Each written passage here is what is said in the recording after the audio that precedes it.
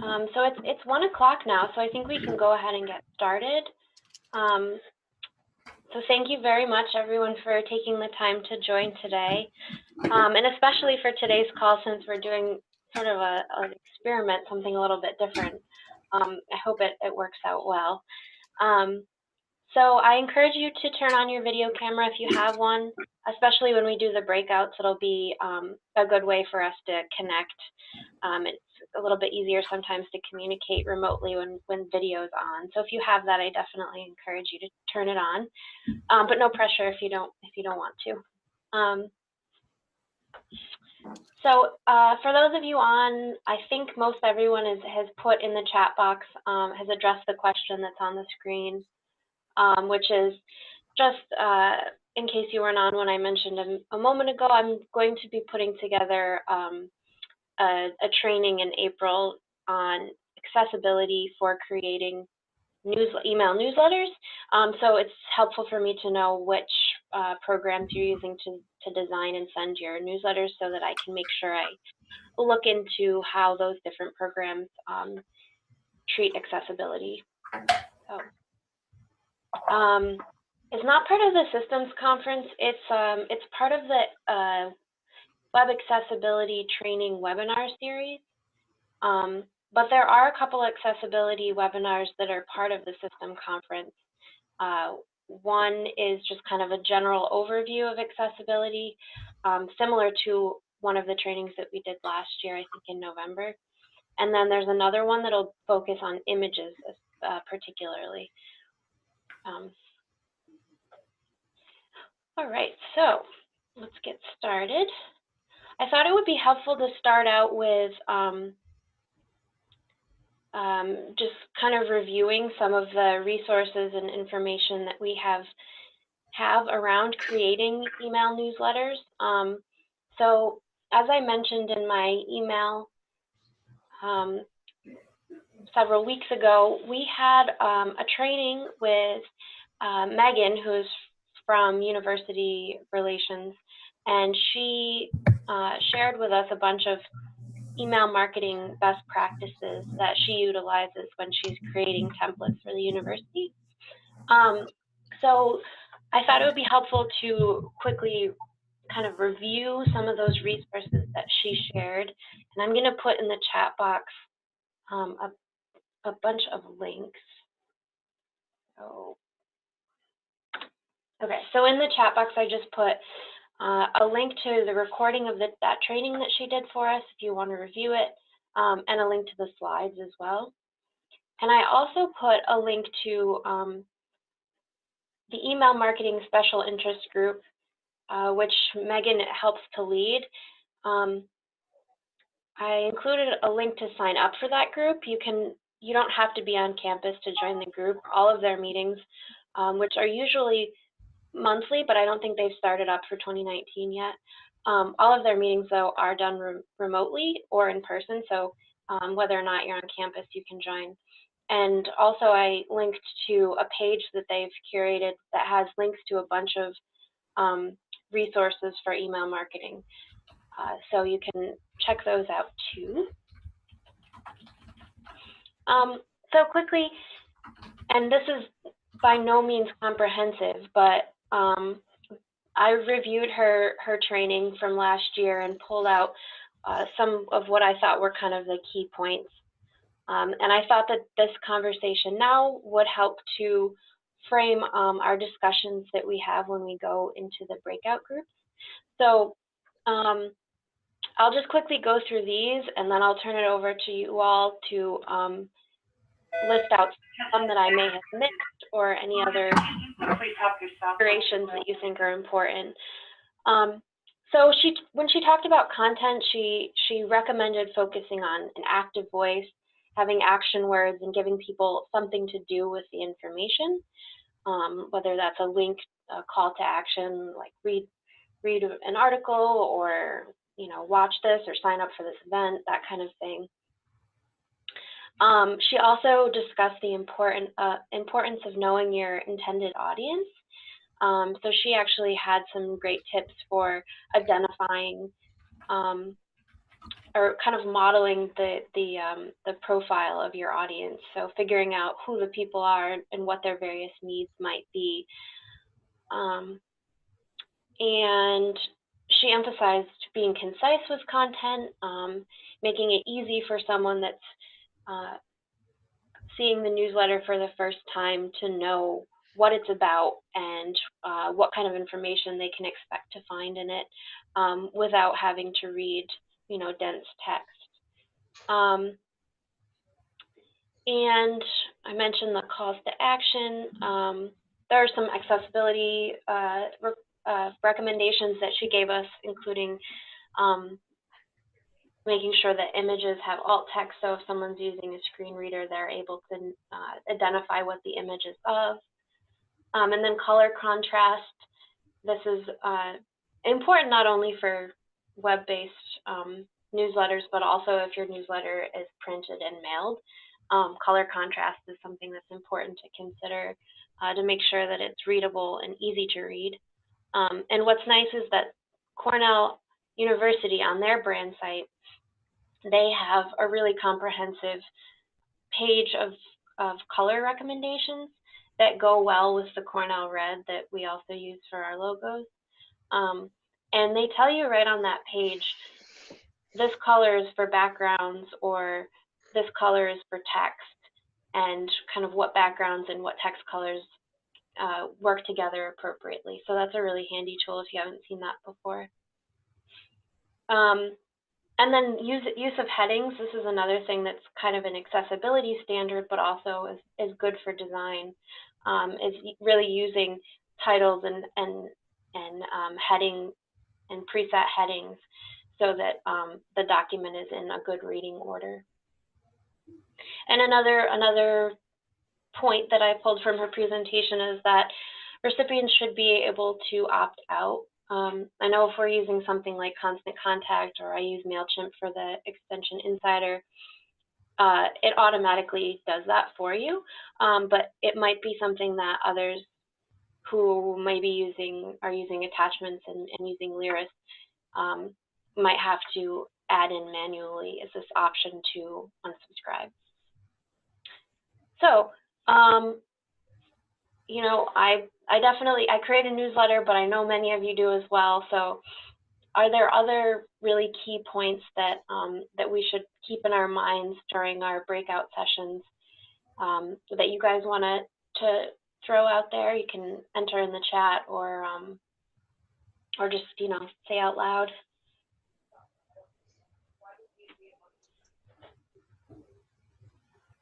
Well, I, for one, don't really know very much about, I've done periodicals and newsletters and things before, but I think that as far as the way it should be formed, with all of these things in front of me, these bullet points, I'm unfamiliar with,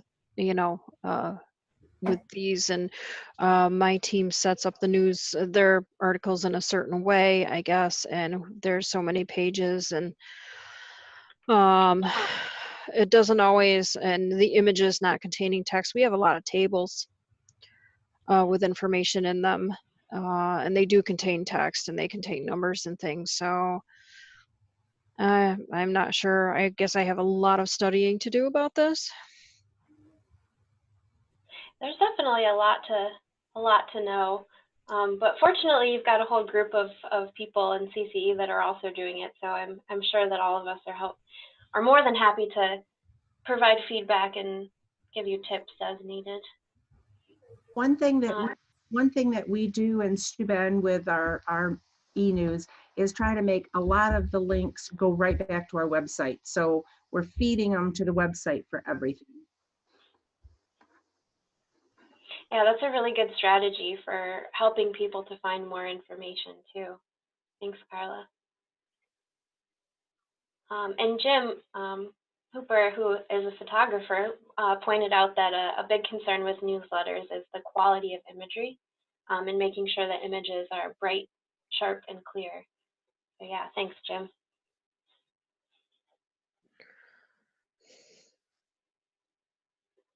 Great. Anything else anyone wants to point out before we move forward with the breakout groups.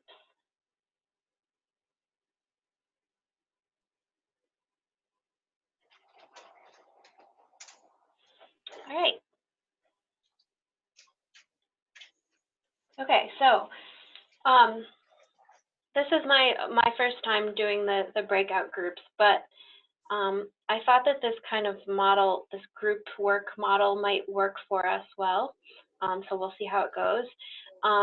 And to facilitate that, I identified four different roles that people can adopt within their breakout groups. So it might be helpful to have one person that can pull up and share their screen so that you can all be looking at the newsletter together. And then a second person can utilize this peer review document that I've put together to kind of guide the questions and points to consider while you're doing the review process. And then another person, and this could probably be the same person doing a couple of these things, but another person can be responsible for taking notes on the conversation and entering them into the review document. And finally, when we reconvene, I think it would be helpful to have at least one person from the group highlight some of the key points that came across when you were having your conversation. So really the purpose of these breakout groups is both to provide some constructive, valuable feedback to the person that originally created the newsletter, but also for all of you to get ideas from each other and from the newsletter that you're looking at. So all of your notes can kind of reflect all of those different elements. So it's important to note things that are done well as areas for improvement. And these different roles are also outlined in the document. So you can, and let me put that in the chat real quick.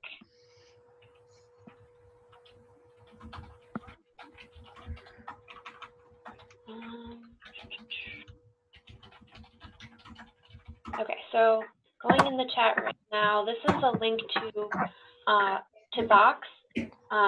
It should be open. If anyone has trouble accessing, let me know. But this will take you to Cornell Box, where you'll see a folder with email newsletter peer review document. That's the one where you can, it kind of outlines some things to consider for your conversation and has fields where you can fill in notes that you have for the newsletter author. And then group and newsletter descriptions. So we're going to be in 5 groups of about 5 to 6 people if everyone's here. And that document outlines which newsletter each group will be looking at, provides a link to that newsletter, and then gives some bullet points about what the newsletter is for, who the audience is, and how it's created and sent. So that'll be helpful for guiding your conversation as well.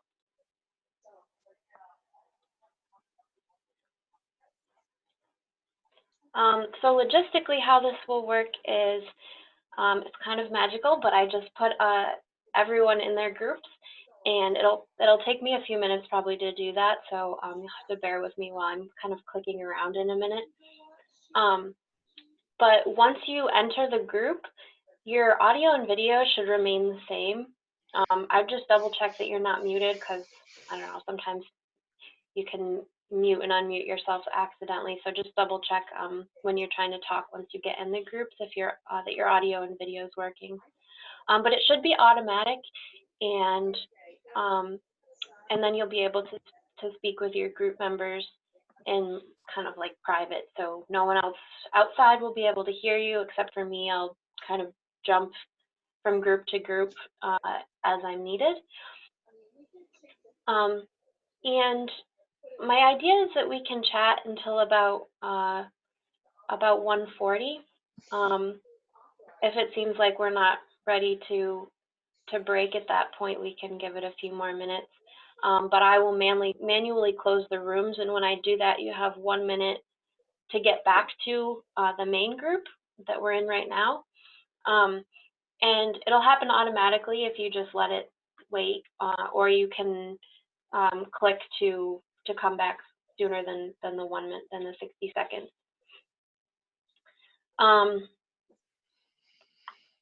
So if you have technical issues, I tried to think through how this would work, but I'm sure I missed some possible issues with the logistics.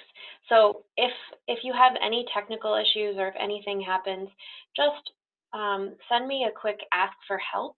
You should be able to see that in your control menu on Zoom.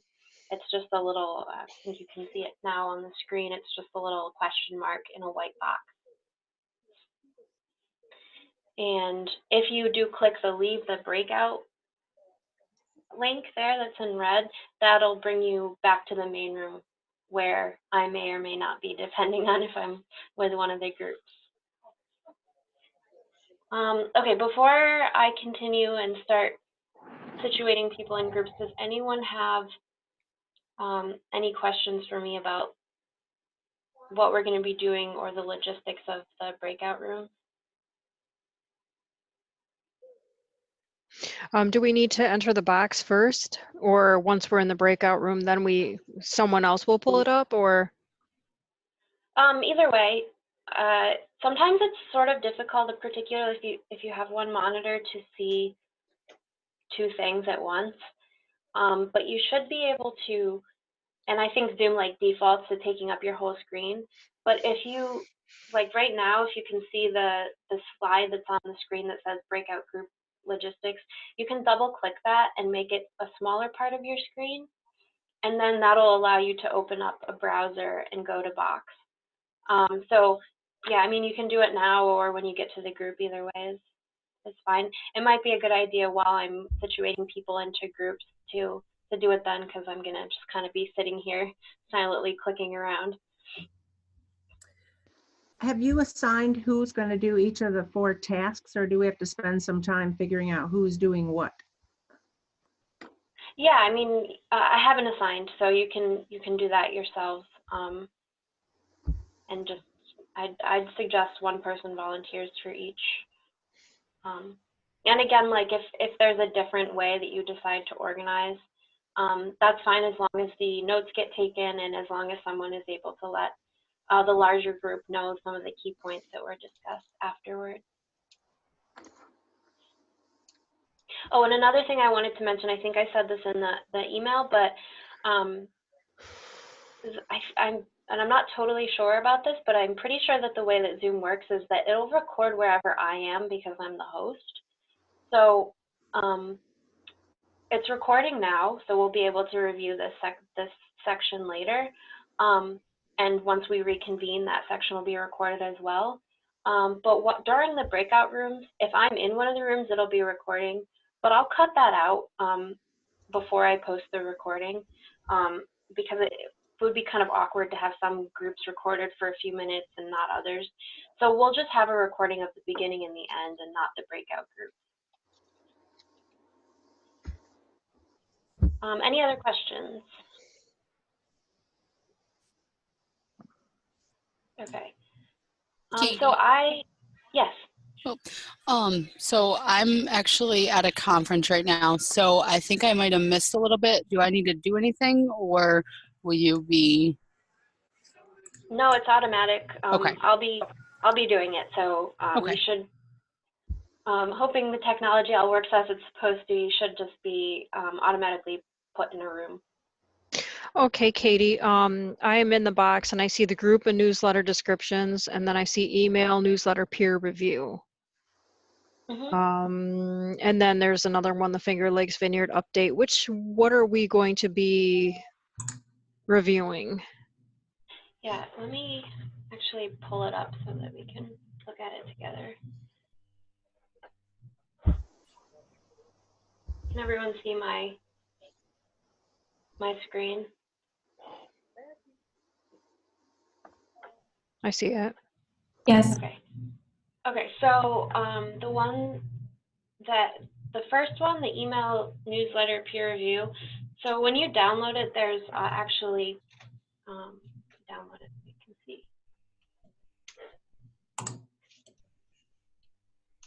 You can actually fill in, you can type here and here to keep notes. And so I just kind of broke it out by some visual considerations, some content considerations, and some technical considerations. So you can type your notes here. And the different group roles are listed here. So you can see those when you're in your breakout group. So that's what this document is. And then this document describes what each of the groups are. So there's actually two groups that are going to be looking at the Finger Lakes Vineyard update, because Brittany was the first one to send in her newsletter. So, and these were all of the newsletters that were submitted, so we needed to duplicate. So I thought it was only fair that Brittany get a little extra feedback for being so willing to share with us. So there's 5 groups, and I'll show on the screen which group each of you are in. And I created these groups based on who had registered for this call by yesterday. So there's a good possibility that some of you might not be already listed in these groups, but not to worry, I will just place you in one of the groups. So you can reference here which newsletter you're supposed to be focusing on, and then use the peer review document to go through and touch on all of the points to consider. Does that make sense? Yeah. Okay, great.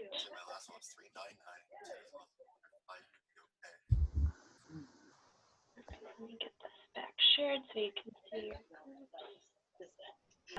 10 minutes or so to share what we talked about in the groups, any key points, things that came up, questions for the group, that kind of thing. So let's start with that. So could a representative from group 1 please share some key takeaways with us? So we were looking at the Finger Lakes Great Program newsletter, and we saw a lot of good things about it. And it seemed to be very targeted to the industry people, of course.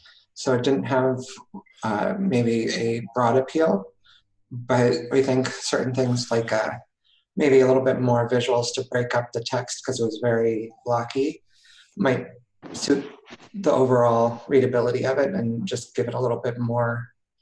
If you try to edit down some of the text to be more bite-sized and do the highlights of each article, and for the longer things, you could link to another page that has the full text, but as far as just getting through the newsletter, it felt like it would take a good 15-20 minutes to read everything, at least from a non-industry perspective. That might help make it a little bit more digestible. Great, thank you, Charlie. All right, and group 2? All right, group 2, we were looking at the Extension Insider newsletter. Just real quick on the summary, if you will. We felt like there was an awful lot of material. It was nicely broken up. It was into small bits and chunks, but it just an awful lot of material.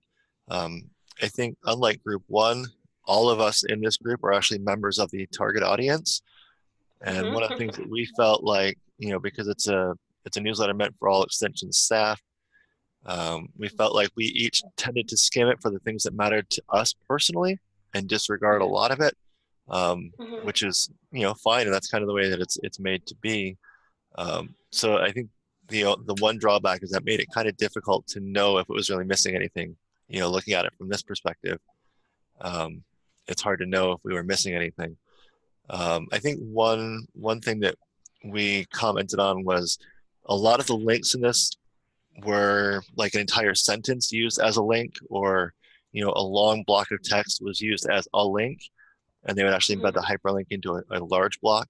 So like they used Cornell Red as the link color, which was kind of cool, but it was just like half of the newsletter was in red. It just seemed like it was really almost to the point of being distracting. We felt that maybe if they'd used like only the first couple of words in the sentence or a couple of keywords in the sentence that were together as the clickable link, that might have been a little bit easier to read. Okay, great. Anybody Thank else you, in my group want to share?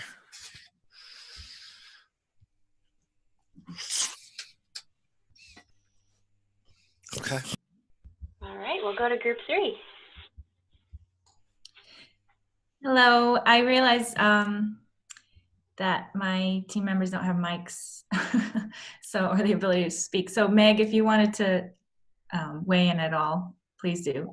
I was just gonna summarize what we talked about. We went over the Steuben County newsletter, and we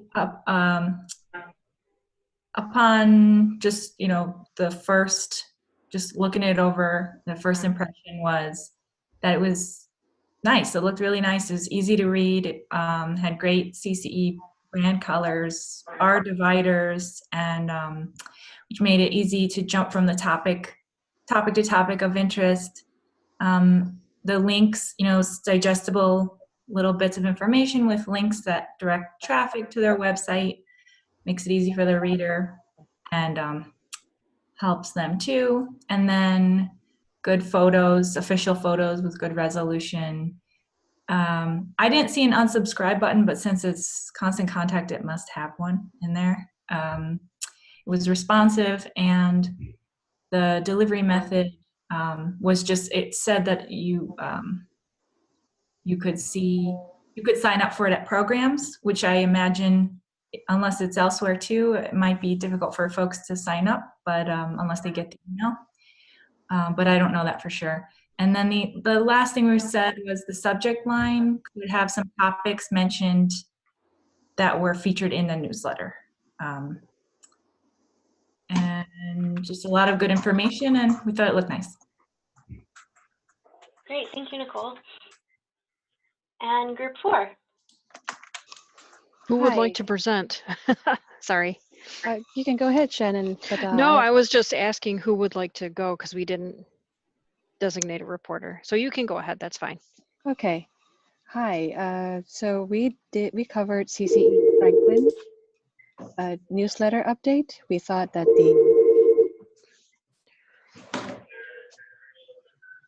the layout was really simple, but easy to read. The graphics was also laid out fairly neatly, so we liked the overall look of the newsletter.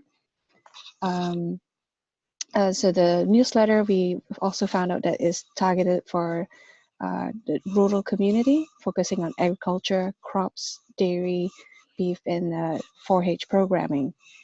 Some of the discussion points we brought up was whether or not to create a hyperlink in the picture itself or a sentence that says click here. We kind of decided that maybe doing both would be good. We also thought some of the posts were too wordy.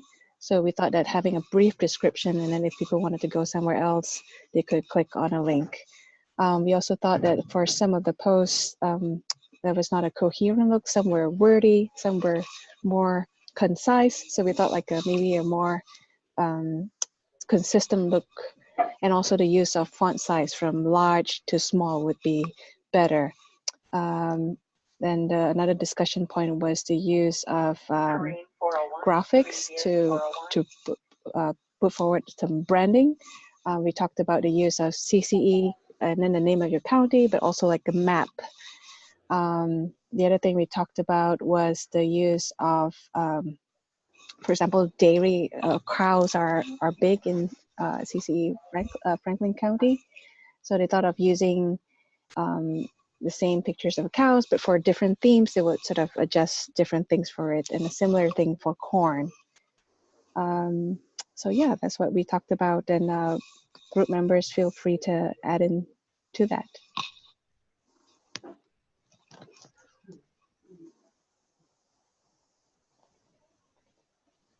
All right, excellent. Oh, sorry, go ahead. I felt the look of the Franklin County newsletter was very, very clean for the most part. It was very brief. It was not pages and pages long. There was not a lot to dig through. You could scroll down a couple of times and see the whole thing, the different parts of it. So yeah, I think it was very, overall, a crisp, clean look, but I think the branding could use a little bit of a boost. Great, thank you. Okay, well, I'm really happy that the breakout rooms worked as planned.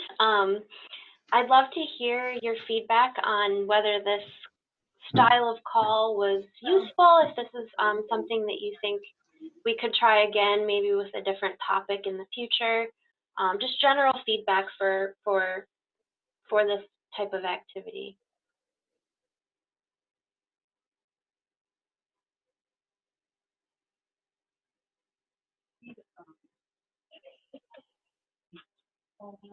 I think the breakouts are great. It gives you a little bit more intimate way to interact. You don't worry about so much of talking over somebody else who's trying to chime in. So I think it's a great function. Okay, great. Yeah, I think it was very easy, a lot easier than I imagined it would be. So that's definitely fortunate. Yeah, it was kind of fun actually. It was nice to have a smaller group to, examine something like that. Mm-hmm. A little bit more engagement is always welcome, so works for me. Great. Having a realistic example was very helpful because those of us around the rest of the state don't always see what everybody else is doing. So this was a good educational possibility. I agree with that. Actually, I've had a hard time getting my hands on newsletters when I've gone to the different CCEs to try to see what the newsletters look like. So I would like to be subscribed so that I can see what you guys are doing and what kind of creative stuff goes into your newsletters and stuff. Some counties might not welcome the critiques. Well, and not necessarily to like critique, but just to look to see what maybe I can do for my newsletters as inspiration, not as criticism, is what I mean. This is Amanda in Jefferson County. We welcome you to subscribe and critique. Maybe we could, on the Facebook communicators group, we could make a list of all of our subscribe links. That's a good idea. Yeah, that is a good idea.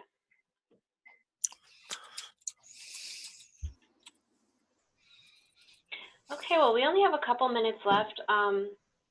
If there's other feedback that you want to share privately with me, feel free to email me. A few things I wanted to note before we close for the day. There are a couple of the Web Accessibility 101 trainings coming up.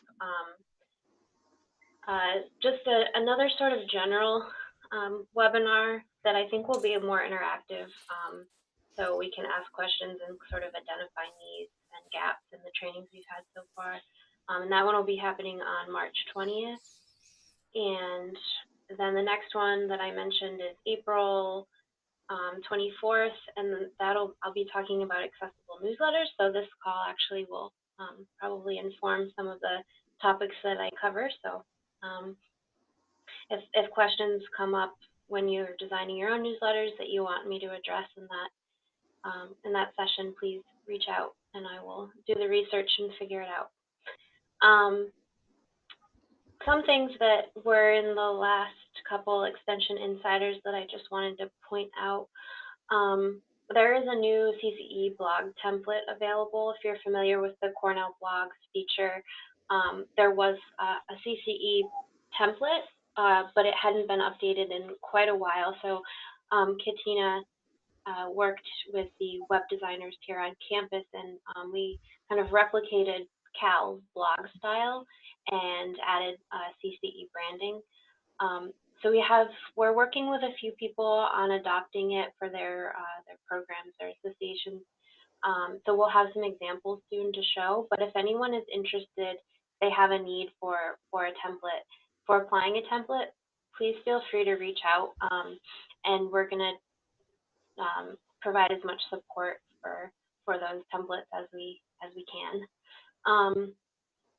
And the multimedia page, if you haven't seen that on the CCE public site, it's multimedia.cce.cornell.edu. And it is a kind of a curated group of audio and video resources that have been created by people across the system. So it's kind of a cool place if you're looking for some stuff to share on social media, or if you are looking to see who's creating videos and who's creating podcasts in the system. It's kind of a good little summary of that. And if you want your stuff to be added and it's not currently being reflected there, please let me know, or there's a form linked on the page where you can ask to be included too. Quick reminder that system conference registration is open. There's a bunch of communication sessions, social media. Charlie will be talking about photography. We'll have, I mentioned, some web accessibility ones that are actually under the IT label, but also very relevant for us. I'll be talking about podcasting, and we'll have some folks sharing about a Facebook Live nutrition education pilot. So lots of good information there. Charlie, do you want to say anything about your session? Sure. I'm going to be doing a session on using simple cameras and cell phones to take more engaging pictures of our programs and go through some tips and tricks on how to improve quality of images when you're not in the best environment, and also some ways of going about not faking but staging a better photo and feeling more comfortable asking people to stop and take a picture as opposed to trying to just capture it naturally. Very good, thank you. All right, so that is all that I have for today. We're a couple minutes over. Thank you for sticking with me and for joining for this kind of test run. I really appreciate all your willingness, especially those of you that submitted newsletters. Thanks a lot. So I will be in touch shortly with the details for next month's call. And in the meantime, feel free to stay in touch. Talk to y'all soon. Thank you. Thank you. This was Thank you. good.